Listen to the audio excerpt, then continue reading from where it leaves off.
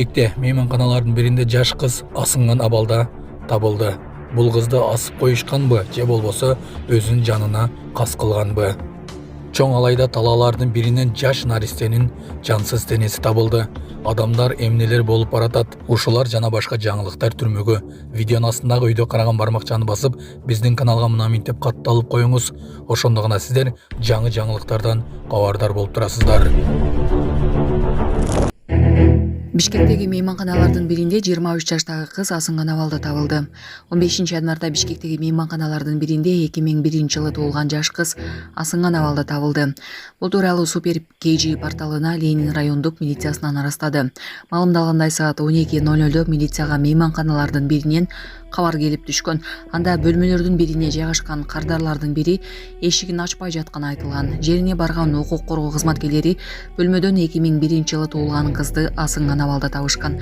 Учурда тийиштүү экспертизалар дайындалганы жана анын алкагында тийиштүү чаралар көрүлө тургандыгы кошумчаланды.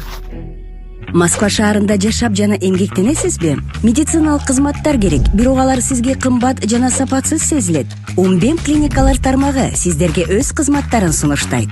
Бүгүнкү күндүн талабына жооп берген заманбап жабдыктар менен кесипкөй дарыгерлер сиздерди күтөт.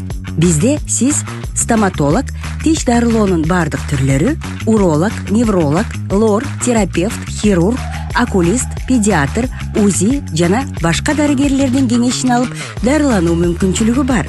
Умбем клиникалар тармагы бул жогорку сапаттагы медициналык жабдыктар менен камсыз болгон профессионал дарыгерлер. Сиздердин ыңгайлуулук үчүн Умбем клиникаларынын Москва шаары боюнча 3 медициналык борбору иштейт. Өзүңүзгө ыңгайлуу даректи тандап медициналык кызмат алсаңыз болот. Ушул ай ичи бизге келип төмөндөгү кызматтарга арзандатуу менен медициналык кызмат алыңыздар. Ден соолугуңузга кам көрүүнү эртеңкиге калтырбаңыз. Умбем клиник Москва.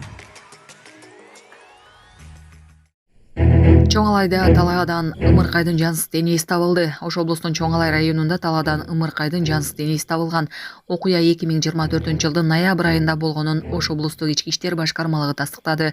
Маалыматка караганда факты 9-ноябрда каттоого алынган. Жергиликтүү ЖМКлар, милиция кызматкерлери жолдогу видео көзөмөл аркылуу ымыркайды жатканын аныкташканын жазды. 2005-жылы туулган кыз ымыркайдын апасы экени аныкталган. Тергөө уланууда.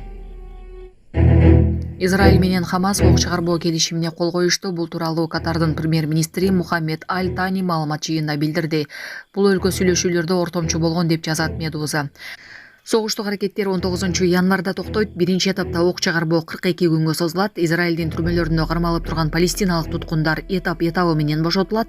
Израилдин аскерлери Газа тилкесинин калк жыш жайгашкан аймактарын акырындап таштап, чек араларына чегинишет.